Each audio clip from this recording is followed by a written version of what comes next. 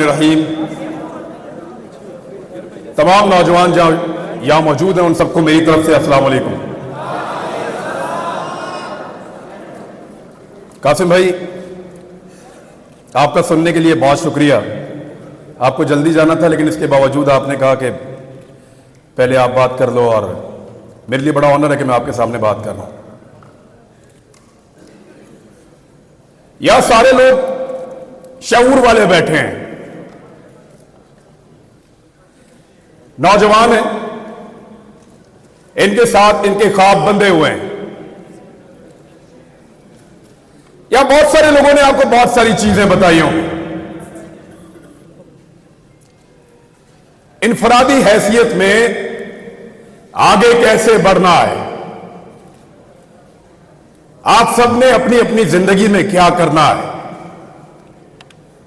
यह आप सब बेहतर जानते हैं। मैं इनफरादी मामलात पे बात नहीं करूंगा कि एक आदमी को क्या करना चाहिए, एक नौजवान को अपनी जिंदगी बनाने के लिए क्या करना चाहिए। आप सबका अपना अपना अंदाजा है अपने आप को लेकर। आप सब अपनी काबिलियत को, अपनी हिम्मत को और अपने ख्वाबों को जानते हैं। हर एक को पता है कि वो कितने पानी में है और क्या बन सकता है। थोड़ा सा प्लान करने की जरूरत है, तो उस पर बात नहीं करूंगा। अकेले कामयाब हो जाना कोई कामयाबी नहीं होती। कामयाबी वो है जो सारों को मिले, मिलकर कामयाब हो, सबके सब। और उसके लिए हमें इज्तिमाई जिम्मेदारी अदा करनी पड़ती है। सारे मिलकर काम करेंगे। यानी बहुत सारी चीजें आज से 8-10 माह पहले मुझे नहीं पता थी। मैंने भी मुताला पाकिस्तान की और माशरती उलूम की वही किताबें पढ़ी हैं जो आप लोगों ने पढ़ी हैं। अधूरा नॉलेज, पूरी तालीम ही नहीं देते, पूरी बात ही नहीं बताते, आपको आधा सच बताते हैं, आधा सच। एक अजीबोगरीब नर्सरी में बड़ा किया जाता है। हुब्बुल वतनी के क्राइटेरिया सेट कर दिए जाते हैं। ये करोगे तो तुम मुहिब्बे वतन हो, और अगर ये लाइन क्रॉस करोगे फिर नहीं हो। गलत किताबें पढ़ाई, गलत निसाब पढ़ाया, सही और पूरी बात कभी नहीं बताई। सही बात पता चलती है जब आप प्रैक्टिकल लाइफ में आते हैं, जब आप उन लोगों के साथ डील करते हैं, फिर आपको समझ आती है कि आपके साथ तो धोखा हुआ है। आपकी राय तो राय ही नहीं है। और फिर आप में से जो खड़ा होता है उसको निशाने इबरत बनाते हैं। क्योंकि वजह यह है कि इस हॉल में मौजूद हजारों लोगों में से एक खड़ा होता है, दो खड़े होते हैं, सब खड़े नहीं होते। एक की टांगे उतारना, एक की टांगे तोड़ना आसान है, एक का मुंह तोड़ना आसान है, एक को गिरफ्तार करना आसान है, एक की सलवार उतारना आसान है, किसी एक को नंगा करके उस पर तशद्दुद करना आसान है, सब पे नहीं किया जा सकता।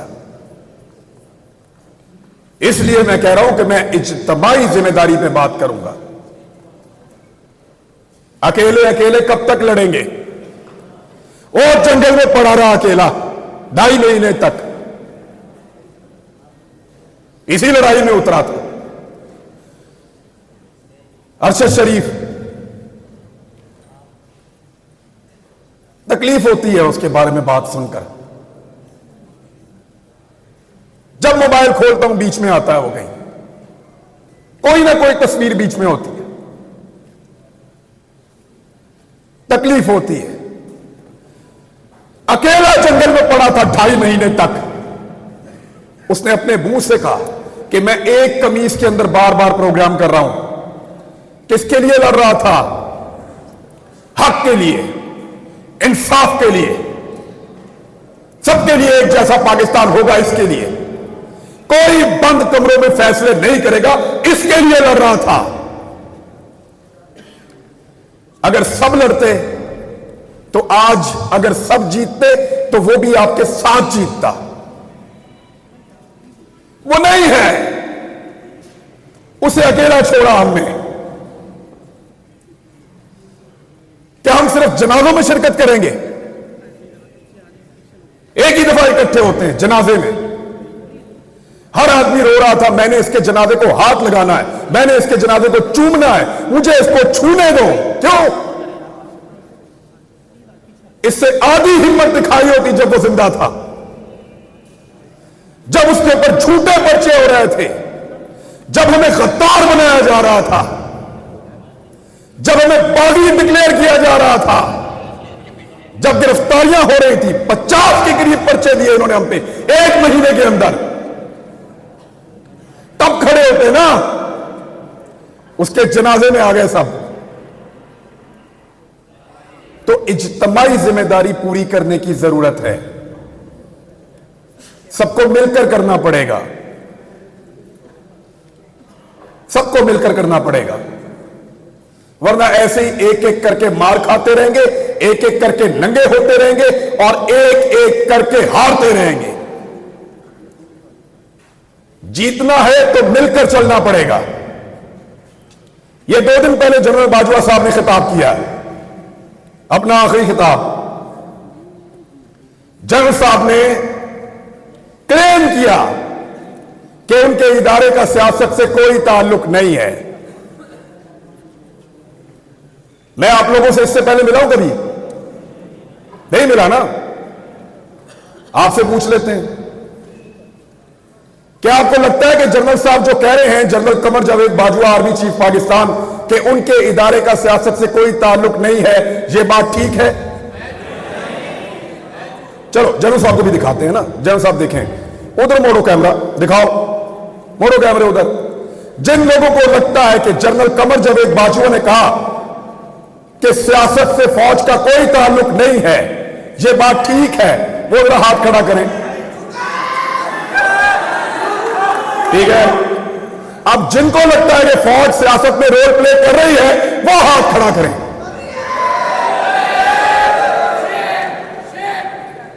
लो जनरल साहब, ये रह गया एतबार आपका। निकलो बाहर, पूछो लोग किसकी इज्जत करते हैं, पता करो मारने वालों की इज्जत कर रहे हैं या मरने वालों की। पूछो जिन्होंने जमीन तंग की, जिन्होंने मारा, बाहर लोग उनकी इज्जत कर रहे हैं। निकल के देखो पूरी दुनिया के अंदर, जाओ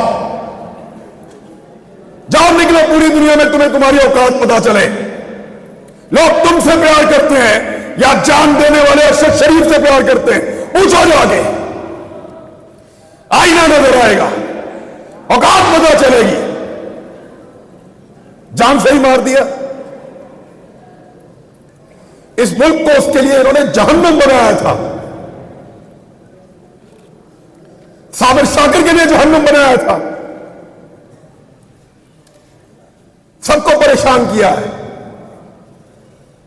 हमारे खानदानों तक को हरासा किया गया है, क्योंकि हम अकेले अकेले लड़ रहे थे। सबको लड़ना पड़ेगा। तुम्हें सिर्फ मारना आता है, तुमने सिर्फ मारना सीखा है, हमें मरने के अलावा भी बहुत कुछ आता है और वो हम करके दिखाएंगे इंशाअल्लाह।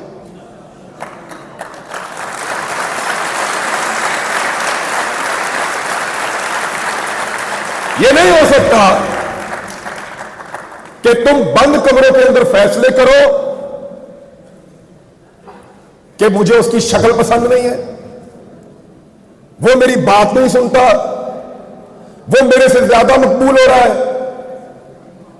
वो मेरे मफाद के रास्ते में आ रहा है, वो मुझे ये नहीं दे रहा, वो मेरे कहने के ऊपर ये काम नहीं कर रहा, निकालो इसको, दूसरा लेकर आएंगे। क्यों? तुम्हारे बाप का मुल्क है, हमारा आसान है।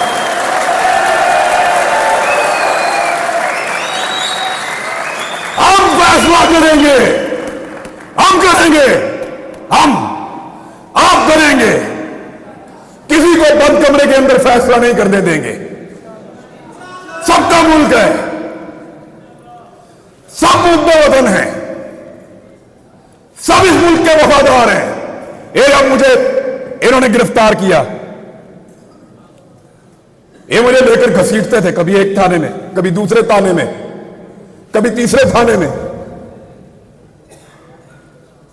इनको लगता था ये मुझे टॉर्चर कर रहे हैं। खुदा की कसम मुझे पुलिस वालों ने कहा, हर पुलिस वाले ने कहा कि इमरान भाई हम शर्मिंदा हैं। पूरा निजाम जरगमाल बनाया हुआ था, एक आदमी की हमदर्दी इनके साथ नहीं थी।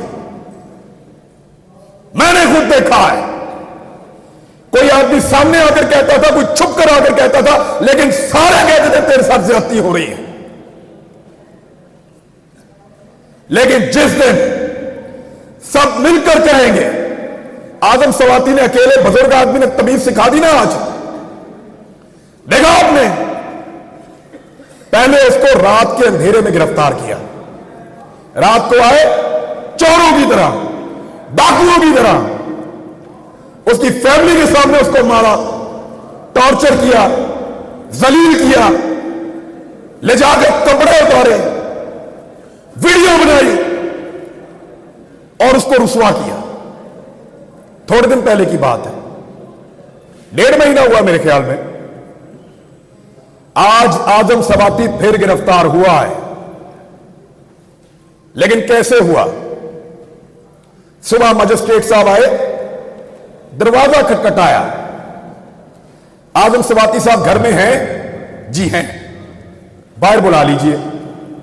आजम सवाती साहब बाहर आते हैं और उनको वारंट दिखाया कि हुजूर आपके खिलाफ कानूनी चाराजोई हुई है, ये वारंट मौजूद है, आपकी गिरफ्तारी करना चाहते हैं। बने ना बंदे के पुत्र, एक आदमी तमीज सिखा रहा है। सोचो,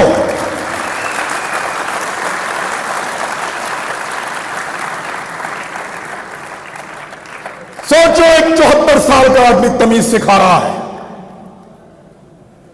उसकी पॉलिटिकल पार्टी को भूल जाएं आप। हो सकता है वो नून लीग से होता, हो सकता है वो जमात इस्लामी से होता, हो सकता है वो पीपल्स पार्टी से होता, कहीं से भी, लेकिन तमीज सिखा दी है उसने। अब रात को नहीं आएंगे, कपड़े नहीं उतारेंगे, वो जुल्म नहीं करेंगे। तो इसलिए डट जाना जरूरी है। जितने लोग आज तक तारीख में डट गए, क्या उन सबको यकीन था कि वो जीत जाएंगे? नहीं, बिल्कुल नहीं। अंधे को भी नजर आता था कि ये जंग जीते जाने के काबिल नहीं है। पोरस को पता था कि सिकंदर बहुत ताकतवर है। सबसे बड़ी मिसाल देता हूं, क्या इमाम हुसैन रज़ी अल्लाह तआला अन्हु को और उनके साथियों को नहीं पता था?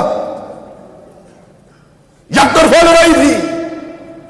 जरूरी नहीं है कि आपने सारी लड़ाइयां जीतनी हो, कुछ लड़ाइयां आपको सिर्फ लड़नी होती हैं, उनमें उतरना पड़ता है।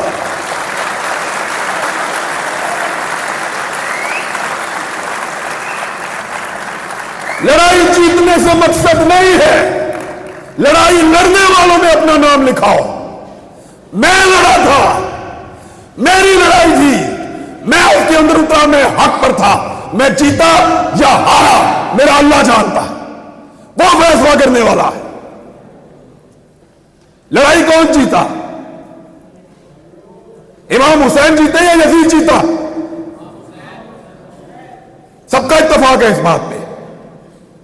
तो फिर लड़ाई लड़ना सीखो, लेकिन इज्तिमाई फायदे के लिए।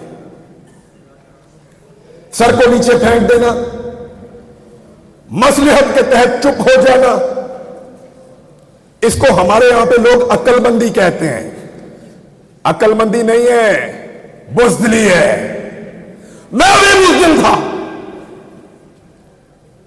जब तक मुझे नहीं पता था जब समझ आई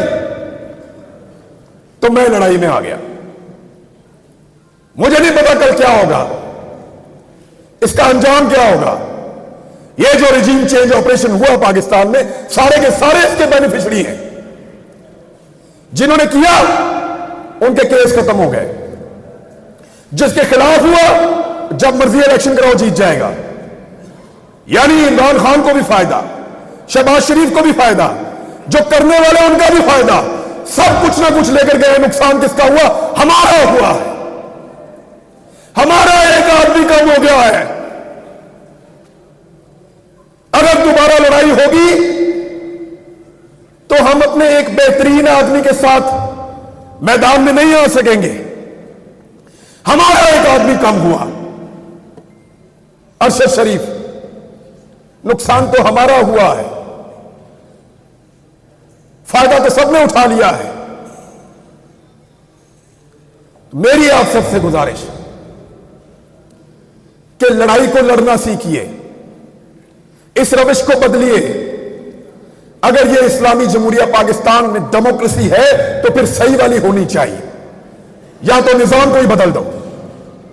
यह नहीं हो सकता कि आप दुनिया को पढ़ाएंगे पाकिस्तान में जमहूरियत है और जहां पे आप तमाशा लगाकर रखेंगे, चार बंदे बैठेंगे और फैसला करेंगे और पूरा का पूरा निजाम बदल देंगे। यह नहीं होने देंगे। कहने को मैं और बहुत कुछ कह सकता हूं, फिर इन लोगों को फोन आएंगे, फिर इनसे पूछेंगे मुंतजिम कौन था।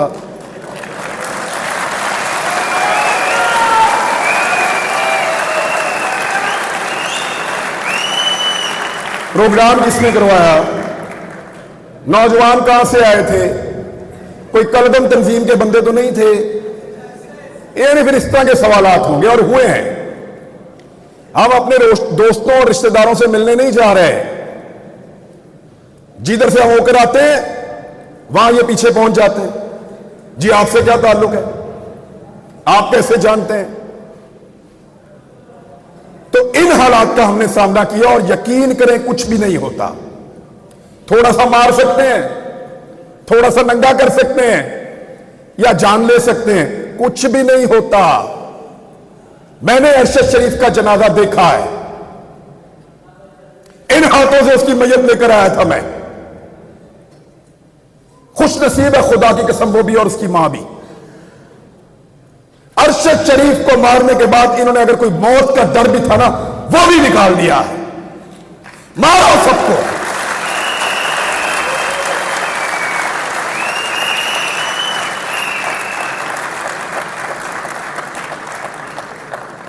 क्योंकि जब आपको इस बात का यकीन हो कि आप तारीख की दुरुस्त सिमत पे खड़े हैं, जब आपको यकीन हो कि आप जुल्म के खिलाफ खड़े हैं, तो फिर इससे कोई फर्क नहीं पड़ता कि आपके साथ क्या हो रहा है।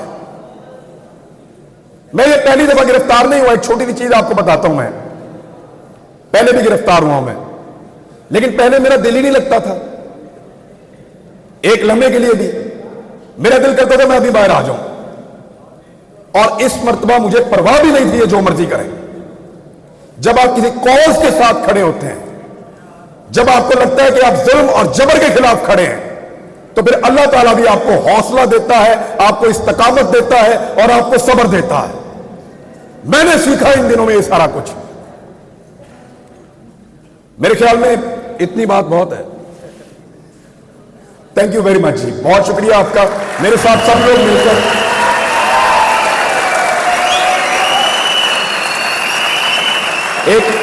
एक नारा लगाएं मेरे साथ सब मिलकर, ताकि हम जाते जाते गद्दारी के सर्टिफिकेट बांटने वालों को यह बताएं कि सिर्फ तुम ही मुहिब्बे वतन नहीं हो। पाकिस्तान, पाकिस्तान। Thank you.